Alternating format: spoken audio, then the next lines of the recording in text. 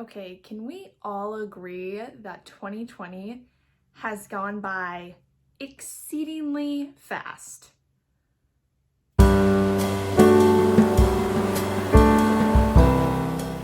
Hi guys! Welcome back, or welcome to if you are new here. Hello, what's good? How's it going? I was looking at my bookshelf a couple of days ago and I have so many books that I have not read. And it made me think, what books do I want to read? Like, I really want to get to these books before the end of the year. And thus, this video idea was created. This is going to be my list of the books that I really want to read before 2020 is up. I am just going to be pulling these books right off the shelf, so let's get started up here. These are two books that I just recently got. I think they were included in one of my small book hauls, but it is The Invisible Life of Addie Larue by V.E. Schwab and Transcendent Kingdom by Yagi Yassi. I got both of these as add-ons from my book of the month, and I just really want to get to both of these. Everyone, it seems, is currently reading The Invisible Life of Addie Larue. And while I'm not going to be one of those people that's reading it right now, I do want to be one of those people that reads it before the end of the year. For a brief synopsis of The Invisible Life of Addie Larue, this is about Addie, and she has this curse gift kind of thing going on where she will live forever, but anyone she meets will forget her immediately after she's gone. But the story plot thickens when she meets a person that remembers her in a bookstore. I thought this sounded very interesting, and it has great reviews from other booktubers as well as Goodreads. That's the word I'm looking for. The other book is Transcendent Kingdom by Yagi Yassi. This book is about an immigrant family and their dealings with depression, anxiety, and sometimes substance abuse. I am a Yagi Yassi newfound lover. I absolutely was enthralled, was transfixed, was engrossed in Homegoing, and I quickly picked up Transcendent Kingdom after finishing it. So I really want to get to reading this before the end of the year, because it will bring me so much joy. I already know. I know that this is about some hard topics as well, but I am ready for Yagi Yassi to make me think, make me contemplate, and make me ponder. I'm very excited to try to read this and try to pick this up before the end of the year. After these two, we have The Girl He Used to Know. This has been on my want to read list on Goodreads for a very long time. There's just something about the cover and the name, The Girl He Used to Know, that really spoke to me. And I actually don't know too much about what the storyline is about. I think it's about two people who went to the same high school and then re-met in college or in the real world, and she's a lot different.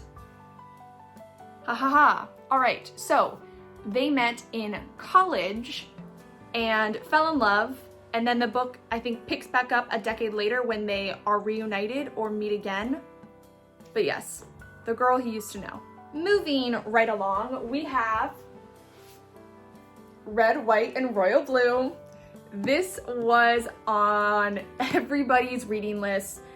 Everybody was talking about it, I think this summer, maybe in the spring of this year. And I finally got around to picking it up, but I haven't gotten around to reading it yet. But this is a story about the Prince of England and the President of the United States' son. It is an LGBTQ plus friendly love story. And I also believe that this is a haters, enemies to lovers kind of situation, which is always a juicy story. I do believe that this is probably my only true rom-com romantic story that is on my TBR for 2020 list. Next, we have My Year of Rest and Relaxation. This is kind of a random book. It's not that new. Nobody's really talking about it anymore, or as of late, or the people that I watch and read about. But I have just a feeling that this book screams the end of the year to me. I don't know if it's just the picture plus the hot pink. I really got this just because of this, and I have honestly no idea what this book is about. I think I vaguely remember reading that it's about a girl who has a very successful life, but she's unhappy? Question mark? But yes, I am really wanting to read this book just because it feels like it's a great story to tie up 2020 and tie up the end of the year. So this is why it's on my list. The Night Circus. I just got this recently. I had wanted to read it in October, but alas, I did not. But I'm still gonna try to read it this fall, hopefully in November. I don't know, but I'm not gonna hold myself to it because that just creates unnecessary anxiety that I don't need. I lied. This is also a love story. This is about a night circus, and there are two people who are vying for this #1 position, and these two people fall in love, but they don't know that whoever wins this position, the other one will die, I think. But this is also on my list. I've heard great things about it, great reviews on Goodreads. It's a little bit thicker. I think it's almost 500 pages, but that won't stop me from reading it, I hope. Right. So that is the end of the first row. Let's move down. We have, Wuthering Heights. Ooh, don't fall. We have Wuthering Heights by Emily Bronte. This is a classic that I have never read, and if you've seen some of my other videos, you know that I am trying my best, my darndest, my hardest to read more classic novels because I have not read many of them. I'm currently reading Pride and Prejudice, and I am hoping to read Wuthering Heights before the end of the year.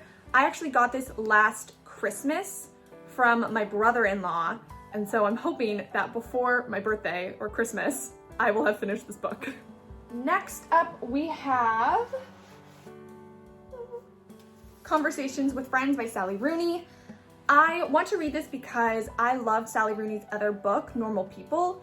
It really struck me, struck a chord, struck my soul. This is a story about two friends and a couple. They one night meet this couple, this very sophisticated, got it going on wife and a very cute husband.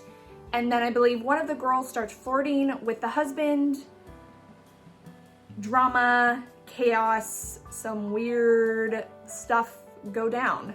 I am very excited to read this though. I don't know what it is about Sally Rooney's writing, but it just is so raw and exposing, I guess is a good word to describe it.